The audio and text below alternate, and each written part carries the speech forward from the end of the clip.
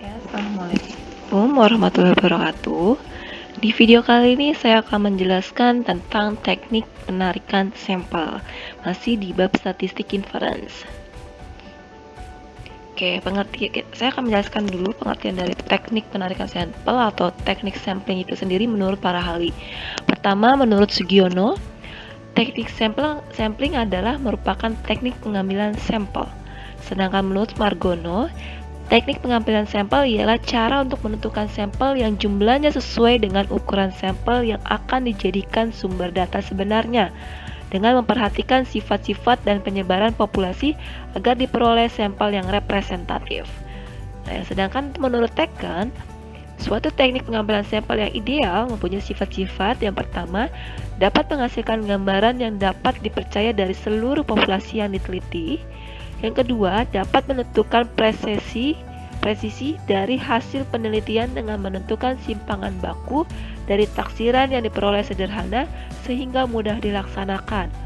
Yang ketiga, dapat memberikan keterangan sebanyak mungkin dengan biaya yang serendah-rendahnya. Tujuan dan tahapan pengambilan sampel.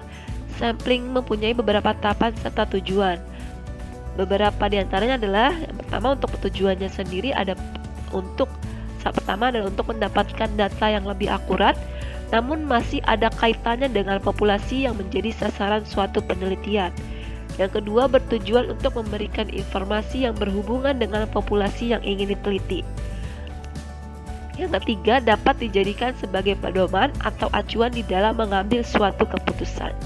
Nah, untuk tahapannya sendiri itu pertama, mendefinisikan populasi yang akan diamati. Yang kedua, menentukan kerangka sampel dan kumpulan semua peristiwa yang mungkin. Yang ketiga, menentukan teknik atau metode sampling yang tepat.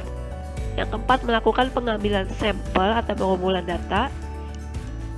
Yang kelima, melakukan pemeriksaan ulang pada proses sampling. Lalu teknik pengambilan sampelnya sendiri ada dua jenis gitu. Secara umum ada dua jenis. Yang pertama, probability sampling, di mana setiap unsur yang ada dalam populasi diberi kesempatan atau peluang yang sama untuk bisa diambil sebagai sampel. Sedangkan jenis yang kedua adalah non-probability sampling, di mana setiap unsur yang ada dalam populasi tidak diberi kesempatan atau peluang yang sama untuk bisa diambil sebagai sampel. Saya menjelaskan tentang probability sampling dulu ya. Probability sampling ini adalah metode pengambilan sampel secara random atau acak. Jadi semua berhak kita ambil. Dengan cara pengambilan sampel ini, seluruh anggota populasi diasumsikan memiliki kesempatan yang sama untuk terpilih menjadi sampel penelitian. Nah, metode ini juga dibagi lagi menjadi beberapa jenis lagi. Yang pertama, ada penarikan sampel acak sederhana. Pengacakan dapat dilakukan dengan undian, tabel bilangan acak, program dari komputer. Nah, langkah-langkahnya adalah siapkan kerangka sampelnya, siapkan tabel angka random, lalu pilih sampel sampai dengan jumlah terpenuhi. Contohnya di sini ada dalam satu penelitian dibutuhkan 30 sampel, sedangkan populasi penelitian berjumlah 100 orang. Selanjutnya, peneliti membuat undian untuk mendapatkan sampel pertama. Setelah mendapatkan sampel pertama, maka nama yang terpilih dikembalikan lagi agar populasinya tetap utuh, sehingga probabilitas responden berikutnya tetap sama dengan responden pertama. Langkah tersebut kembali dilakukan hingga jumlah sampel memenuhi kebutuhan penelitian. Atau contoh yang kedua, misalnya dalam suatu populasi terdapat pria dan wanita, atau ada yang kaya dan yang miskin, ada manajer dan bukan manajer, dan perbedaan-perbedaan lainnya. Selama perbedaan tersebut bukan merupakan sesuatu hal yang penting dan mempunyai pengaruh yang signifikan terhadap hasil penelitian, maka peneliti boleh mengambil sampel secara acak sederhana. Dengan teknik ini, setiap unsur populasi harus mempunyai kesempatan yang sama untuk bisa terpilih menjadi sampel. Nah, untuk yang contoh ketiga, peneliti ingin memilih sampel acak sederhana dari 100 karyawan perusahaan X, misalkan ya. Peneliti menetapkan nomor untuk setiap karyawan dalam database perusahaan dari 1 hingga 1000. dan menggunakan generator nomor acak untuk memilih 100 angka. Jadi pakai kayak kocokan gitulah. Nah, yang kedua adalah metode penarikan sampel sistematik. Setiap unsur ke K dari populasi diambil untuk dijadikan sampel. Sampel sistematis seringkali menghasilkan kesalahan sampling atau sampling error yang lebih kecil, disebabkan anggota sampel menyebar secara merata di seluruh provinsi. Karena itu, untuk dapat mempergunakan metode ini harus dipenuhi beberapa syarat, yakni populasinya harus besar, yang kedua harus tersedia dalam daftar kerangka sampel, yang ketiga populasi harus bersifat homogen. Langkah-langkahnya, pertama, tentukan populasi dan susun sampling frame. Tetapkan jumlah sampel yang akan diteliti menggunakan pertimbangan metodologis. Terus tentukan K-nya atau kelas intervalnya. Tentukan angka atau nomor awal di antara kelas interval tersebut secara acak. Lalu mulailah mengambil sampel dimulai dari angka atau nomor awal yang terpilih dan nomor interval berikutnya hingga memenuhi jumlah sampel. Contohnya, yang pertama, pengambilan sampel pada setiap orang ke-10 yang datang ke puskesmas. Jadi setiap orang yang datang di urutan 10, 20, 30 dan seterusnya, maka itulah yang dijadikan sampel. Yang kedua, bisa aja setiap unsur populasi yang ke-6 yang dijadikan sampel. Soal keberapanya satu unsur populasi bisa dijadikan sampel tergantung pada ukuran populasi dan ukuran sampel.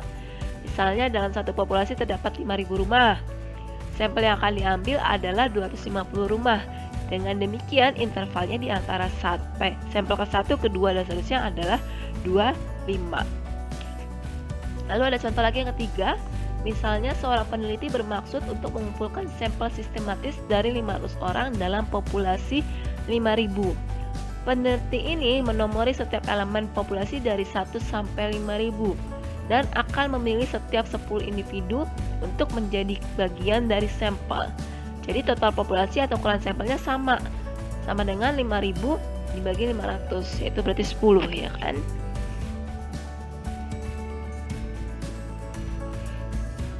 Lalu yang ketiga, penarikan sampel acak berlapis.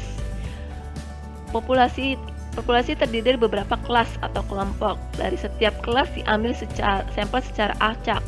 Teknik ini digunakan bila populasi memiliki anggota atau unsur yang tidak bersifat homogen dan berstrata secara proporsional, sehingga setiap strata harus terwakili dalam sampel.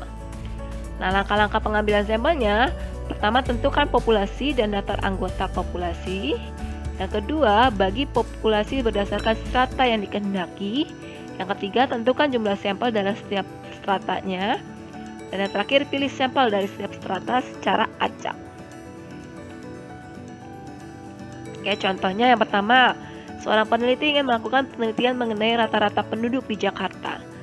Peneliti ini ingin mengambil sampel dari populasi yang sudah dikelompokkan menjadi tingkatan pendidikan dari SD ke bawah, SMP, SMA, dan sarjana ke atas. Misalnya, yang kedua, populasi penduduk Jakarta adalah 10 juta orang. Penduduk yang tamat SMA ada 6 juta orang. Sampel keseluruhan yang mau diambil ada 1.000 orang. Maka sampel penduduk SMA yang akan diambil sebesar 6 juta dibagi 10 juta dikalikan 1.000. Hasilnya adalah 600 orang sampel penduduk SMA. Lalu yang ketiga, misalnya perusahaan ini memiliki 800 karyawan wanita dan 200 karyawan pria. Peneliti ingin memastikan bahwa sampel mencerminkan keseimbangan gender perusahaan. Jadi peneliti mengurutkan populasi menjadi 2 strata berdasarkan gender. Kemudian peneliti menggunakan pengambilan sampel acak pada setiap kelompok, memilih 80 wanita dan 10 pria, yang memberi peneliti sampel 100 orang yang representatif. Lalu metode yang keempat, penarikan sampel gerombol atau kelompok. Populasi juga terdiri dari beberapa kelas atau kelompok. Sampel yang diambil berupa kelompok, bukan individu anggota. Langkah-langkahnya, yang pertama, tentukan populasi klaster yang akan diteliti. Lalu yang kedua, tentukan beberapa klaster atau kelompok individu yang akan diambil sebagai sampel. Yang ketiga, pilih klaster sampel secara acak. Lalu, teliti setiap individu dalam klaster sampel tersebut. Contohnya, pertama, penelitian tentang kepuasan pasien di ruang rawat inap, ruang IGD, dan ruang poli di rumah sakit A, misalkan, dan lain sebagainya. Lalu yang kedua, peneliti ingin melakukan penelitian tingkat penerimaan pegawai terhadap kebijakan baru perusahaan. Perusahaan memiliki 100 departemen, di mana masing-masing departemen terdiri dari pegawai-pegawai yang memiliki karakteristik berbeda. Peneliti ingin membagi jumlah sampel berdasarkan besaran departemen. Nah, contoh ketiga, dalam suatu organisasi terdapat 100 departemen. Dalam setiap departemen terdapat banyak pegawai dengan karakteristik yang berbeda-beda pula. Beda jenis kelaminnya, beda tingkat pendidikannya, beda tingkat pendapatannya, beda tingkat manajerialnya, dan perbedaan-perbedaan lainnya. Jika peneliti bermaksud mengetahui tingkat penerimaan para pegawai terhadap suatu strategi yang segera diterapkan perusahaan, maka peneliti dapat menggunakan cluster sampling untuk mencegah terpilihnya sampel hanya dari 1 atau 2 departemen saja. Contoh yang keempat, misalnya perusahaan memiliki kantor di 10 kota di seluruh negeri. Semuanya dengan jumlah karyawan yang kira-kira sama dengan peran yang sama. Peneliti tidak memiliki kapasitas untuk pergi ke setiap kantor untuk mengumpulkan data. Jadi peneliti menggunakan pengambilan sampel acak untuk memilih 3 kantor ini adalah kelompok Anda. Metode yang kelima, penarikan sampel area. Prinsipnya sama dengan cluster sampling, pengelompokan ditentukan oleh letak geografis atau administratif. Ada beberapa syarat yang harus diketahui dan dipenuhi sebelum menggunakan multi-stage sampling sebagai teknik pengambilan sampel. Dengan terpenuhinya beberapa syarat tersebut, maka hasil dari pengambilan sampel akan cenderung lebih maksimal.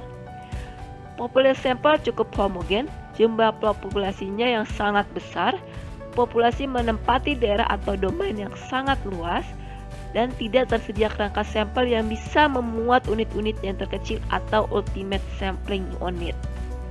Dalam proses pengambilan sampel ada beberapa langkah yang harus dilakukan. Yang pertama, menetapkan populasi, kedua, menetapkan tingkatannya, ketiga, menghitung besar sampelnya, keempat, mengambil secara acak sejumlah unsur yang ada pada setiap tingkatan, dan yang terakhir, mengambil sampel secara acak sesuai besar sampel di tingkat terakhir. Nah, contohnya, lembaga survei yang melakukan quick count hasil pemungutan suara Pilkada Sulawesi Utara, dan jumlah sampel akan disebarkan secara merata berdasarkan besar wilayah, yaitu kabupaten atau kota, kecamatan, kelurahan, dan jumlah TPS. Pembagian akan dilakukan secara proporsional berdasarkan besarnya jumlah TPS di kabupaten atau kota. Nah, untuk teknik pengambilan sampel tidak acak atau kita disebut dengan non-probability sampling. Kebalikan dari teknik pengambilan sampel yang secara acak, teknik non-probability sampling, peneliti memilih anggota untuk penelitian secara acak. Metode pengambilan sampel ini bukan proses seleksi tetap atau standar. Dalam teknik yang satu ini, tidak semua elemen populasi memiliki kesempatan yang sama untuk dimasukkan dalam sampel. Jadi nggak semuanya bisa kita jadiin sampel. Nggak bisa sembarangan ngambil comot gitu, nggak bisa. Tidak semua unsur atau elemen populasi mempunyai kesempatan sama untuk bisa dipilih menjadi sampel. Sampel yang terpilih bisa disebabkan karena faktor kebetulan, pertimbangan peneliti, atau faktor lain yang direncanakan peneliti. Penelitian dilakukan dengan cara ini jika peneliti tidak bermaksud untuk menggeneralisasikan hasil penelitiannya atau ketika jumlah populasinya tidak diketahui secara pasti. Terdapat beberapa jenis teknik pengambilan sampel tidak acak. Nah, yang pertama, purposive sampling. Dalam teknik ini, seorang peneliti bisa memberikan penilaian terhadap siapa yang sebaiknya berpartisipasi di dalam sebuah penelitian. Seorang peneliti dapat secara tersirat memilih subjek yang dianggap representatif terhadap suatu populasi. Teknik pengambilan sampel jenis ini umumnya digunakan oleh media ketika akan meminta pendapat dari publik mengenai suatu hal. Media tersebut akan memilih siapa subjek yang dianggap dapat mewakili publik. Kelebihan dari purposive sampling ini yaitu waktu dan juga biaya yang digunakan lebih efektif. Sedangkan kelemahannya ketika seorang peneliti salah memilih subjek yang representatif. Contoh, pertama, Anda ingin mensurvei bagaimana seksual harassment terjadi dalam lingkungan kerja di sebuah perkantoran. Maka dalam proses pengambilan sampel, Anda tentu ingin memilih sampel secara acak saja karena bisa jadi yang Anda pilih sama sekali belum pernah mengalami seksual harassment di lingkungan kerja. Oleh karenanya, dengan adanya teknik purpose sampling atau teknik purpose sampling, Anda akan memilih sampling yang memang sudah pernah mengalami seksual harassment di lingkungan kerja, sehingga data yang diperoleh dari survei tersebut lebih kaya informasi. Contoh yang kedua, ketika peneliti ingin memahami proses berpikir orang yang tertarik belajar untuk gelar masternya, kriteria seleksi akan menjadi apakah Anda tertarik untuk melanjutkan studi untuk mendapatkan gelar master Anda di. Mereka yang memberikan respon tidak akan dikeluarkan dari sampel. Contoh yang ketiga, peneliti ingin mengetahui lebih banyak tentang pendapat dan pengalaman mahasiswa penyandang disabilitas di suatu universitas. Jadi peneliti sengaja memilih jumlah mahasiswa dengan kebutuhan dukungan yang berbeda untuk mengumpulkan berbagai data tentang pengalaman mereka dengan layanan mahasiswa. Teknik yang kedua ada snowball sampling. Itu adalah metode pengambilan sampel yang peneliti terapkan ketika subjek sulit dilacak. Kelebihannya dari sampel ini adalah bisa mendapatkan responden yang kredibel di bidangnya.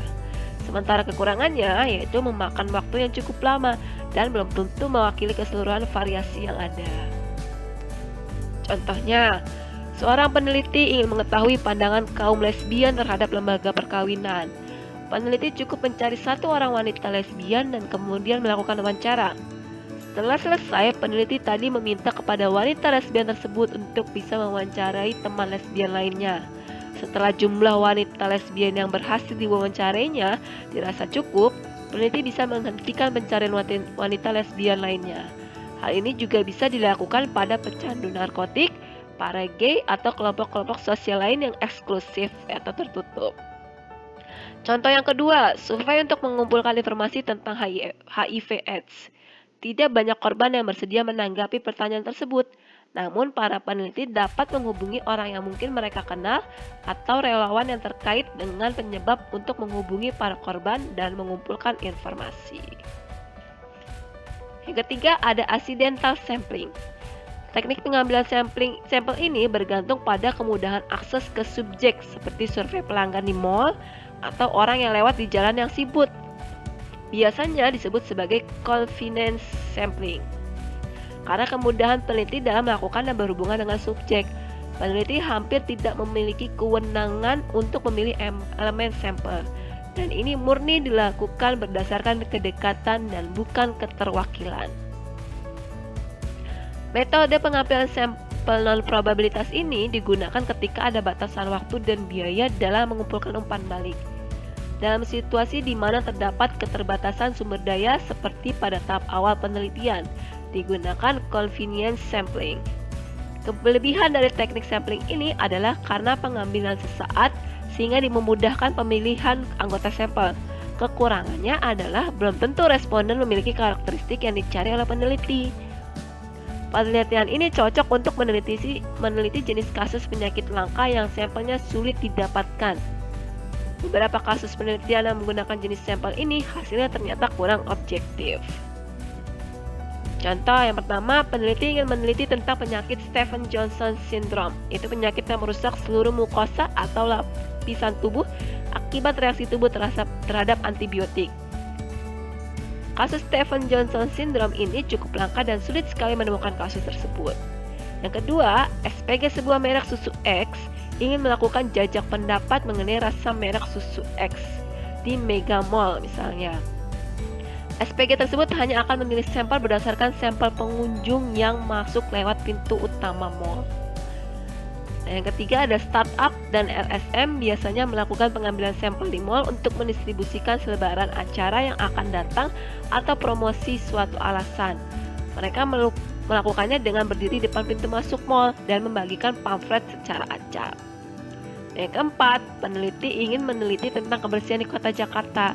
Selanjutnya dia menanyakan tentang kebersihan kota Jakarta pada warga Bandung yang ditemui saat itu. Nah, ada lagi teknik kuota sampling. Apabila ingin menggunakan metode kuota sampling, maka seorang peneliti harus menetapkan standar sebelumnya, sehingga ia bisa memilih sampel yang akan digunakan untuk mempresentasikan populasi. Proporsi dari karakteristik yang ada dalam sampel harus sama dengan populasi yang ada. Kelebihan dari pengambilan menurut jumlah ini adalah praktis karena jumlah sudah ditentukan dari awal. Sementara kekurangan dari teknik ini adalah bias, belum tentu mewakili seluruh anggota populasi. Teknik pengambilan sampel dengan cara ini biasanya digunakan pada penelitian yang memiliki jumlah sampel terbatas. Contohnya, yang pertama, penelitian pada pasien lupus atau penderita penyakit tertentu. Dalam suatu area terdapat 10 penderita lupus, maka populasi tersebut dijadikan sampel secara keseluruhan. Yang kedua, di sebuah kantor terdapat pegawai laki-laki 60% dan perempuannya 40%. Jika seorang peneliti ingin mewawancarai 30 orang pegawai dari kedua jenis kelamin tadi, maka dia harus mengambil sampel pegawai laki-laki 18 orang, sedangkan pegawai perempuan adalah 12 orang. Sekali lagi, teknik pengambilan ke-30 sampel tadi tidak dilakukan secara acak, melainkan secara kebetulan saja.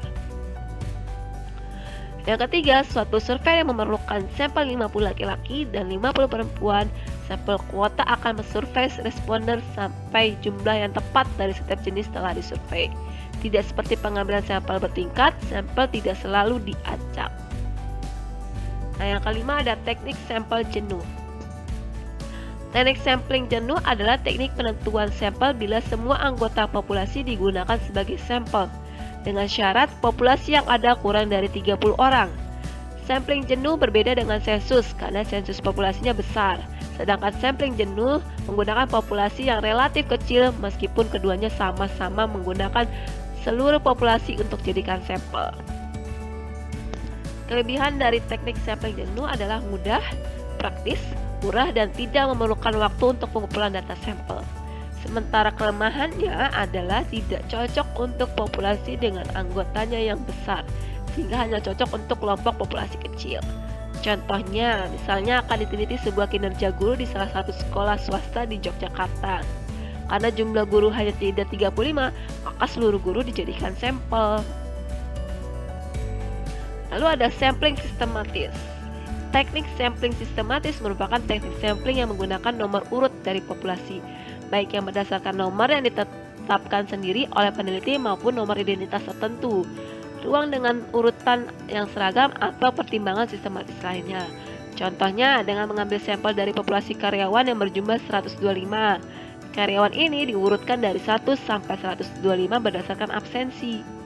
Peneliti bisa menentukan sampel yang diambil berdasarkan nomor genap, misalnya diambilnya 2, yang nomor absen 2, 4, 6, dan seterusnya, atau nomor absen ganjil.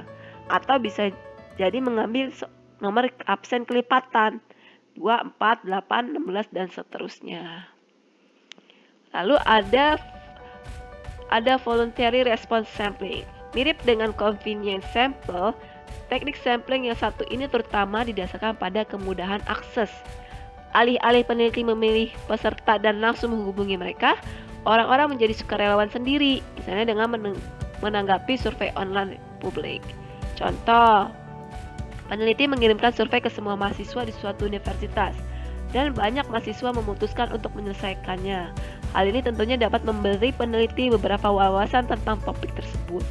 Akan tetapi, orang yang menanggapi kemungkinan besar adalah mereka yang memiliki pendapat yang kuat tentang layanan dukungan mahasiswa. Jadi peneliti tidak dapat memastikan bahwa pendapat mereka mewakili semua siswa. Oke, sekian dan terima kasih untuk video saya kali ini. Assalamualaikum warahmatullahi wabarakatuh.